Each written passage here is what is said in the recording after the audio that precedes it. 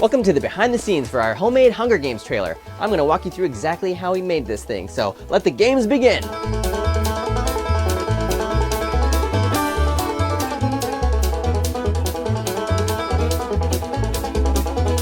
So this is a pretty epic trailer, so we had to assemble the cast. The most important role was Katniss. We reached out to an actor friend who we hadn't worked with before, and she auditioned. Katniss has a lot of emotion in this, so even though it's homemade, she got the drama and the emotion, especially in those eyes and the looks and the few lines that she actually does have in the trailer, so Autumn totally nailed the Katniss role for this. Next, we had to cast Peeta. We ended up using Chris, one of our regulars on this one. He has the nice, handsome jaw, sharp features, and then, you know, he's bald, so we can put whatever wig we want on him. Now, Chris is fairly tall. Katniss and myself are shorter, so when you see the shots, it's him always crouching down or like bending down in some weird way, or sitting in a chair, literally. And then we've got Gale. So we reached out to Nate, who was on our Lord of the Rings trailer as one of the hobbits. It was a little awkward when we tied him to the telephone pole outside. The neighbors have seen a lot of stuff around here, but having a shirtless dude being whipped outside the house, that was pushing it. I got to play Haymitch in this one, which I was pretty psyched about because Haymitch was my favorite character from the books. He just got the long blonde hair. We found a nice wig for that. And of course I had to stand on some boxes to make myself taller and then kind of hunch over and do the sort of Woody Harrelson thing. We even sprayed my facial hair a little bit gray. I don't know if it shows up, but it was fun to inhabit that character.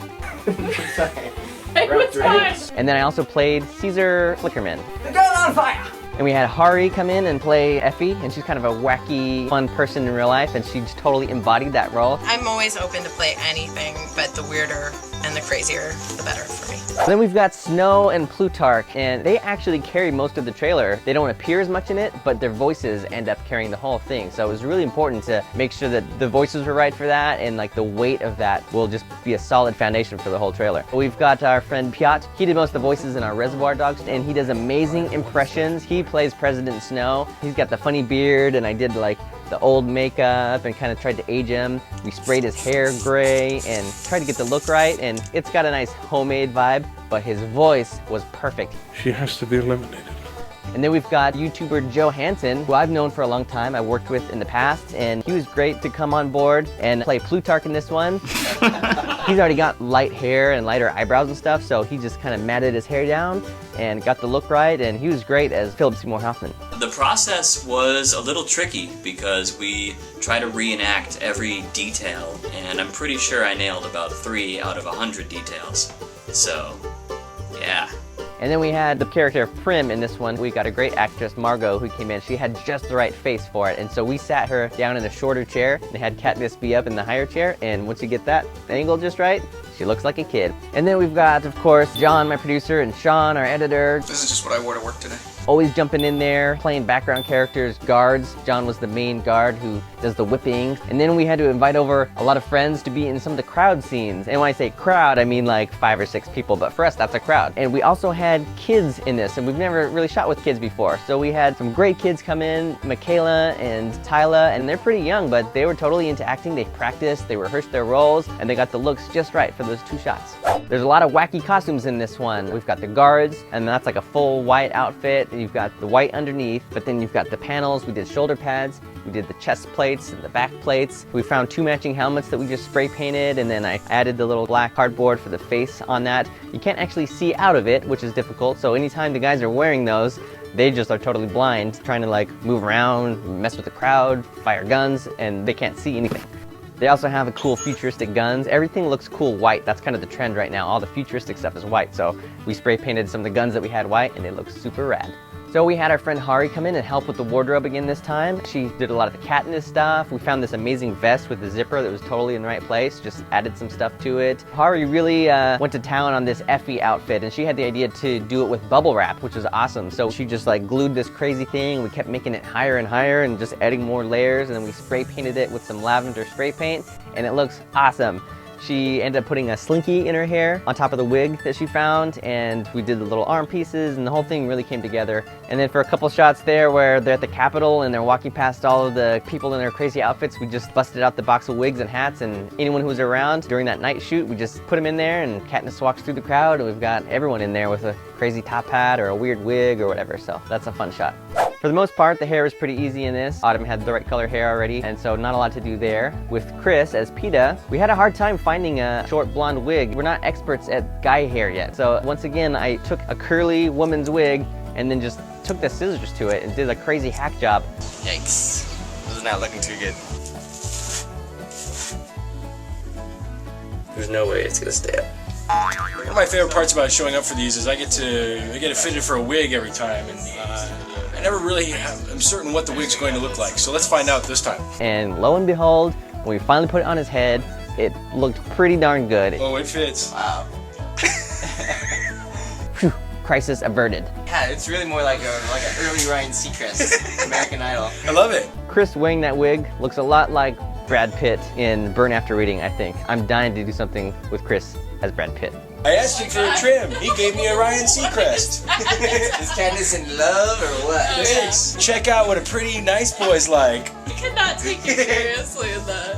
Effie has her colorful wig. Katniss just has a braid that we added on. For the party stuff, we just bought this braid, put it across the top of her head, and it totally matched. We also did that for Prim. We bought a separate braid and just like attached it to the top of her head, and then did a real braid, and it all went together. So then I got to wear a couple fun wigs. The Haymitch one was parted on the side. I just like moved it over to the middle. I'm Woody Harrelson, sweetheart. And then Caesar Flickerman has some crazy hair that goes up. So we got one of these beards here, and I'm just turning it upside down, using it as a Caesar Flickerman wig. So there we go. I am Flickerman! I did not get a spray tan for the role, but check out my braid.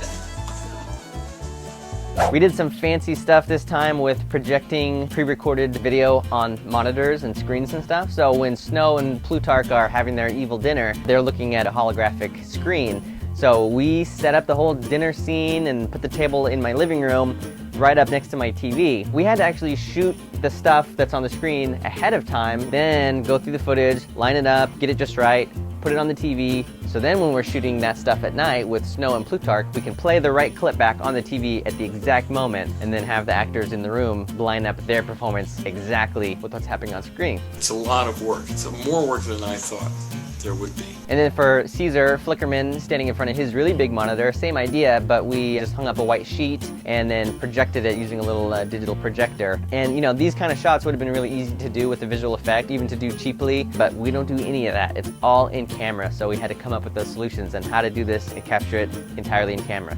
There are lots of miniatures in this one again, so once we're done with the live action stuff, we go into cardboard action figure mode. I built the little kind of town hall building there, got the little like mayor guy, you've got the guards. I spray painted a bunch of our action figures white and then drew the little helmets on, and then a lot of our other action figures just stand in for the crowd.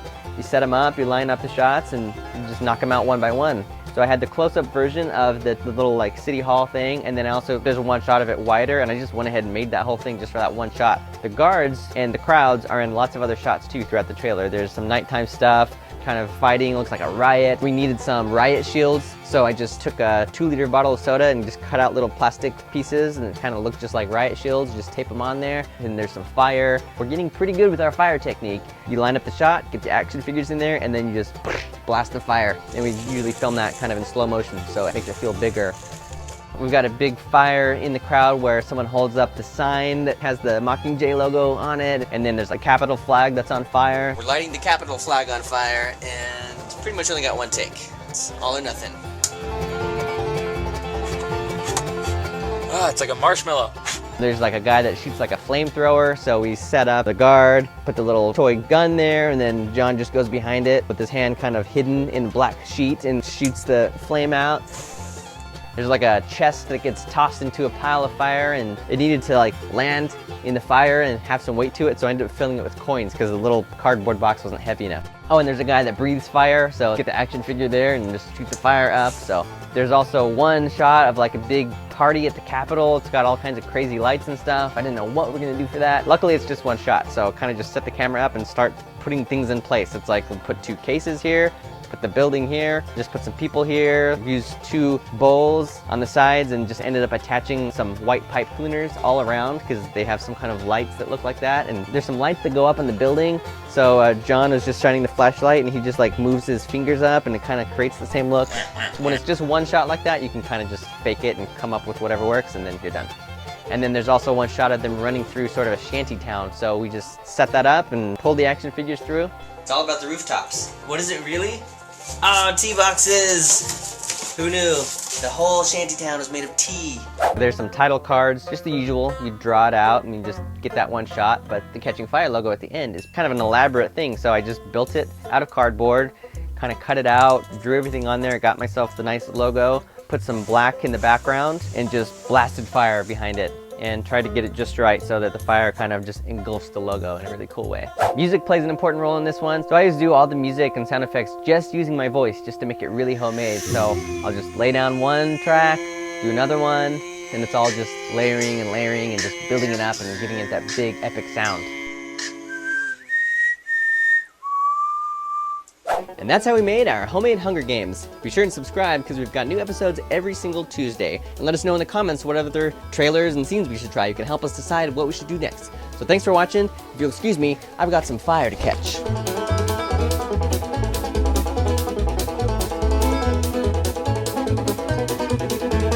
And are you going to see my legs during this? Action!